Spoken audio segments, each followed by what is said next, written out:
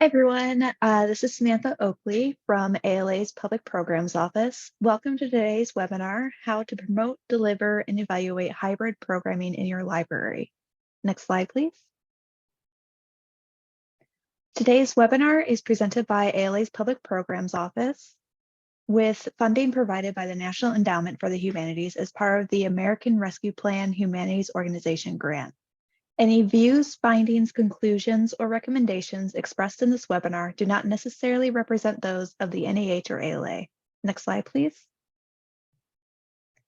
A couple of notes about our virtual classroom. Only the presenter has microphone access during the presentation. We will be disabling the chat during this presentation portion and reopening it during the Q&A discussion. Please save your questions and comments for the end. If you have any technical issues, please use the Q&A window to communicate with ALA staff, and we will do our best to help you as soon as possible. Next slide, please. Now, it's my pleasure to introduce our speakers for this afternoon. James Hutter is the Assistant Director of the Port Washington Public Library and a past president of the Nassau County Library Association. Throughout the years, James has presented seminars and workshops covering topics from digital safety, digital privacy, video gaming in libraries, 3D printing design, and general technology trends. When not talking tech and libraries, he enjoys spending time in the outdoors, completely unplugged. Also presenting is Jeff Zay. Jeff Zay has been the Adult Program Coordinator for the Port Washington Public Library since 2019. He was previously the head of AV technician for the library for many years, and this technical experience has proven very valuable with regards to hybrid programming. Many people do not know that long before working at the library, Jeff worked as an environmental activist with Greenpeace for several years. And with that, I'd like to turn things over to James and Jeff. Great. Thanks so much, Sam. So yeah, we're going to dive right in here. Just to give everyone an overview, our library is the Port Washington Public Library. We're based on Long Island in the state of New York. I've got a little map here. We're right just outside of New York City. We've got an operating budget of about $7.5 million. We serve a population of 31,000 people, and our library is independently managed, but it's part of a larger library consortium for resource sharing. So we thought we'd give you a quick view of our hybrid programming that we began essentially back in February. We started with just a few hybrid programs. And what I most wanted to show here was just sort of the breakdown in terms of the attendance, and that we've continued to see a strong trend of people attending our programs virtually. That continues to be the majority of our audience. There's a lot of different ways you could sort of pick apart these statistics, but I think it's helpful just to see the total number in terms of what we've done over the last 9 months, which is 77 hybrid events, the majority of our events being hybrid events, and roughly about 8 or 9 per month.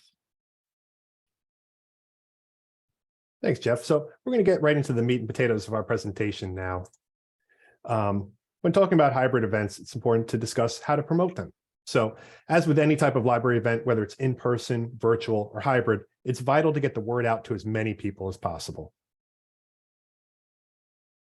We use a combination of ways to get the word out. First and foremost is printed materials. And we clearly indicate whether an event that's listed is in person, virtual, or hybrid. That's really important for us to note. We use signage either in the building or outside the building. We have a monthly newsletter that is mailed to everyone in our community. And then we have a weekly event listing that goes out as an e-blast, and that's an email that goes out to an audience of thousands, and we use MailChimp for that platform. We promote our events through social media. So we post and promote events on Facebook in particular. We also lean on Instagram a bit. When we promote events on Facebook, we use their events feature. We feel like we get a little bit more exposure that way. We also ask our presenters and bands that perform at our library to share their events via their own social media presence on their own websites.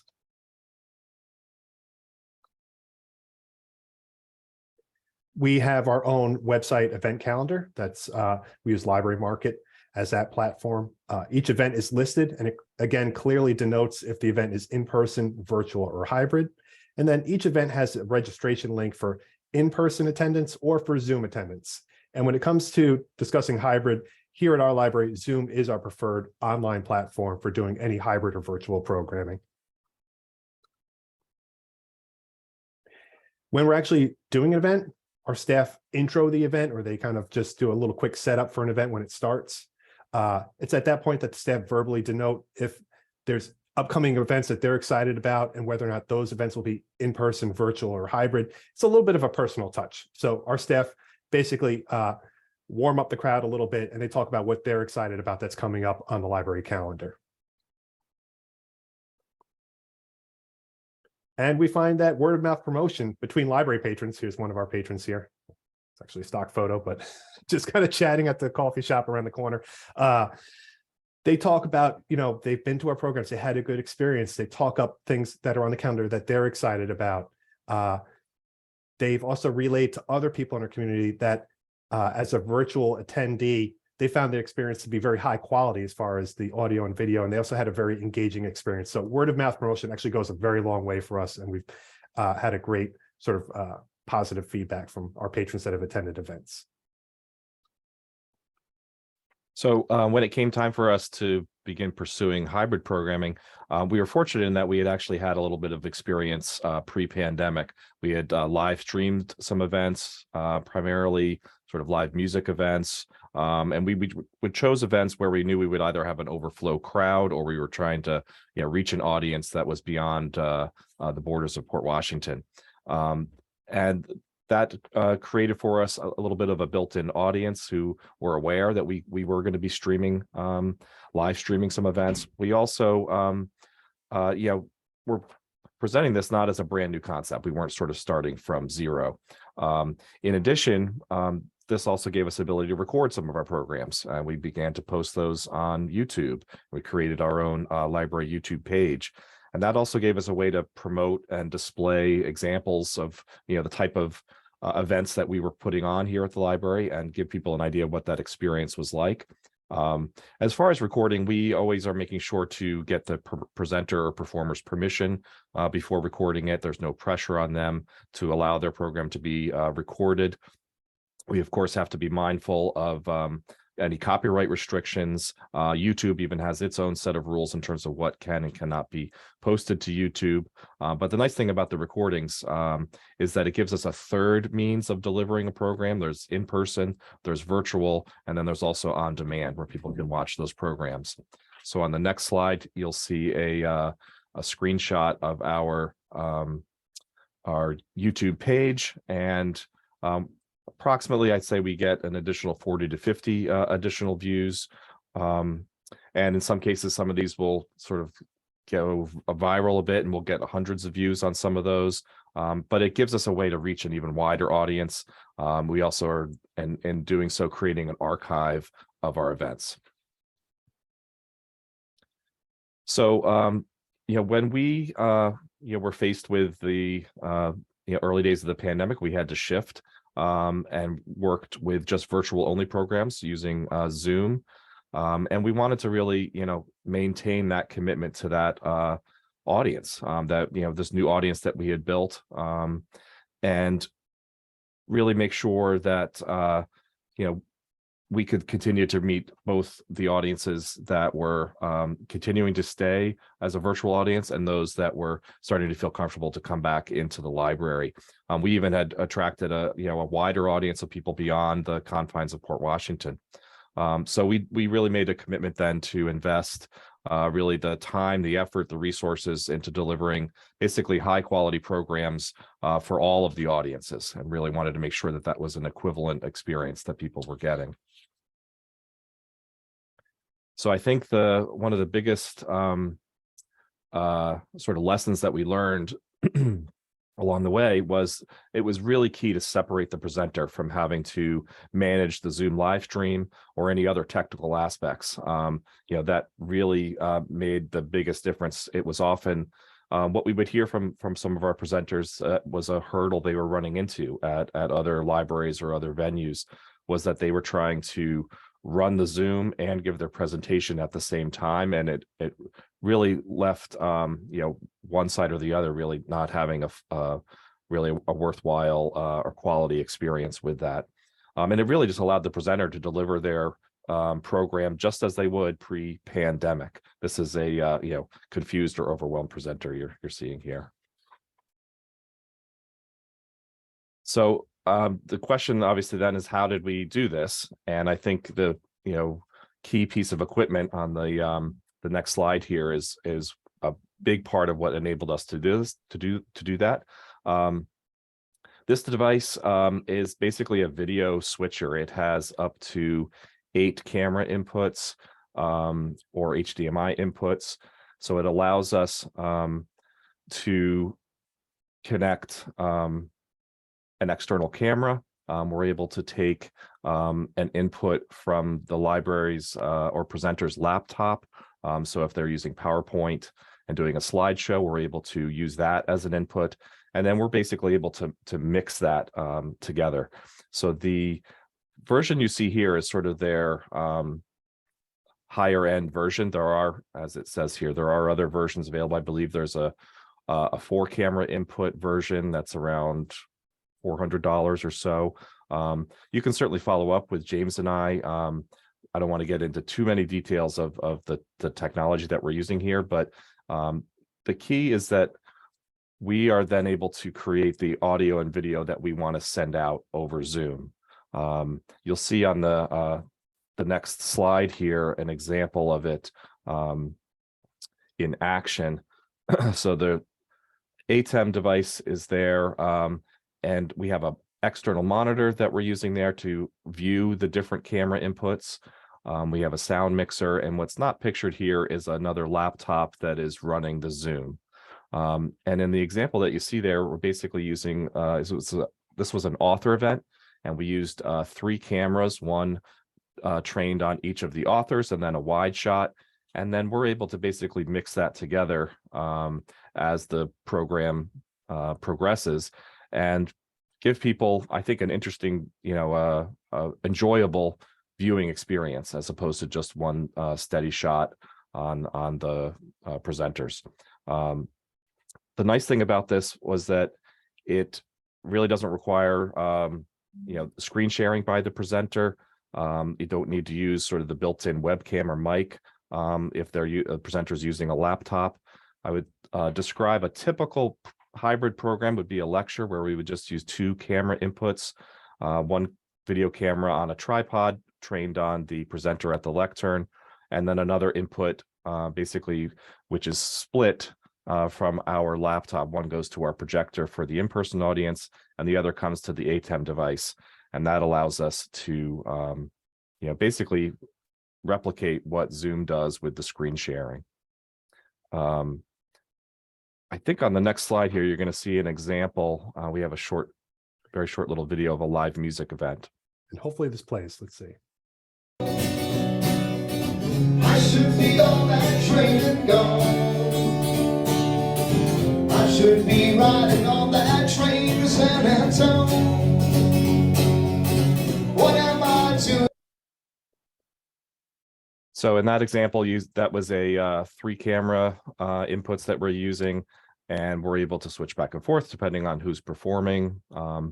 And I think gives a good idea of what this is like in action. And then I think on the next slide here, you're going to see this is really what a typical, as I said, a humanities lecture type of program would look like. This is what it looks like for the Zoom audience. So the painting that you're seeing here, the image is from the presenter's PowerPoint slideshow. And then the ATEM device has a picture-in-picture feature, which allows us to put the camera view of the presenter into one of the corners, so we can actually move that picture-in-picture around as needed, so it's not blocking important information there on the page. So that's what it would typically look like for the Zoom audience. So taking this on really presented us with some unique requirements. This definitely required more than one staff member. Often 2 or 3 were needed to do a hybrid event. Obviously, there was the equipment that we just went through there. we often will have a staff member who is mixing the video. We'll have one who's running the audio, and then often myself will be the person running the Zoom, moderating the Q&A and the chat for the Zoom audience, and then also moderating the Q&A with the in-person audience. That was something we needed to sort of retrain people about. It actually made it much more structured, and I think a much smoother part of the program. And it was really key, I think, to make sure that the Zoom audience was welcomed, was included, was able to participate in the Q&A just as much as the in-person audience was. And I make a point of reading out any of the questions that we get in the chat over a microphone so everybody can hear that. And then as well for the in-person audience, I will go around with a microphone so that a participant can ask their question and everybody is able to hear that. So that, again, as I said, the goal was to provide an equivalent experience for whether people were joining us in person or whether they were joining us virtually. And I will mention that our library is in a fortunate position where we have the staffing and the resources to do this. I want to certainly acknowledge that not all libraries are able to do that, but we're in a fortunate position to be able to do so. And ultimately, we're able to achieve the goal of offering 3 different ways that people can enjoy a program, whether it be in person, virtually over Zoom, or if the program was recorded, they can enjoy it on demand via YouTube. Okay, Jeff, so I can talk a little bit about how we evaluate our hybrid events. So first and foremost, we are our own worst critics. As we started doing this, our staff looked at the quality of video and audio and explored ways to improve it. I can't say it was perfect to begin with. It definitely had some room for improvement, and that included purchasing better cameras, better microphones, working with placement of microphones and things like that to get better audio. So it was definitely a learning experience for us and took a little bit of time to improve it significantly.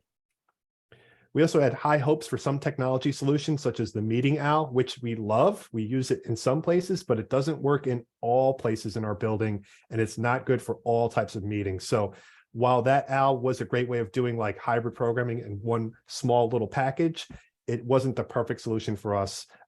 We still love it, and we still use it from time to time, but that was something that we had high hopes for, and we learned that it wasn't the perfect solution for everything.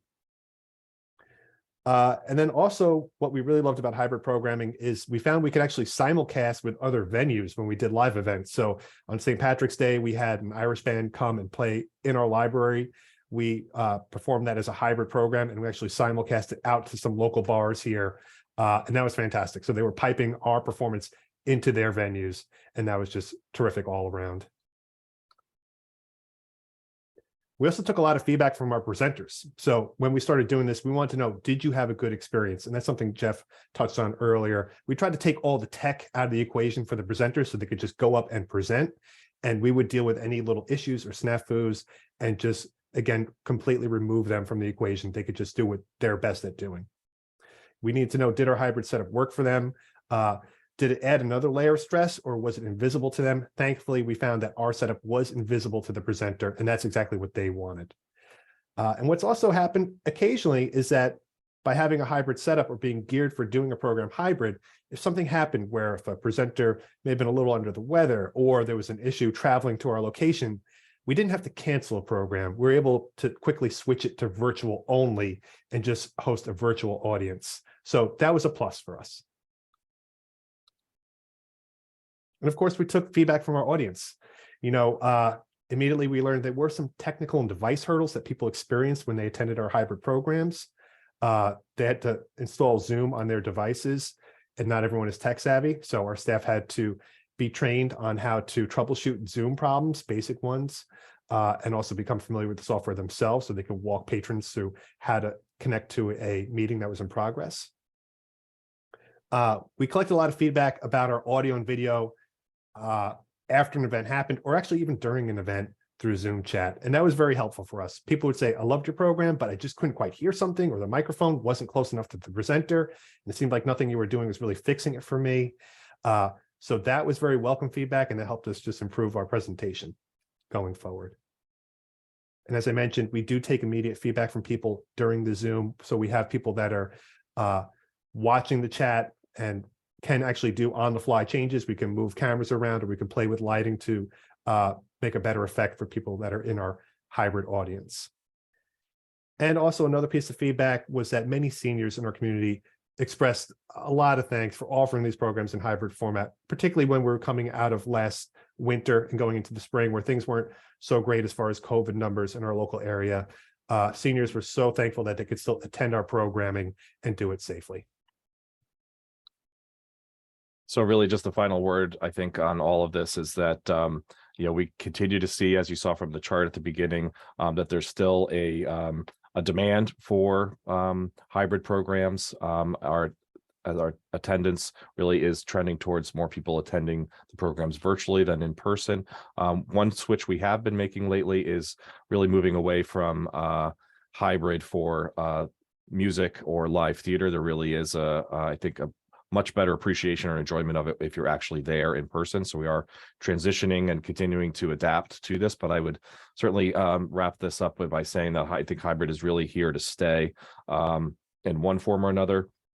And I think our ability, to basically keep people connected to the outside world is really fitting with our library's goal of accessibility and inclusion. So that has really been one of the the silver linings and best parts of this.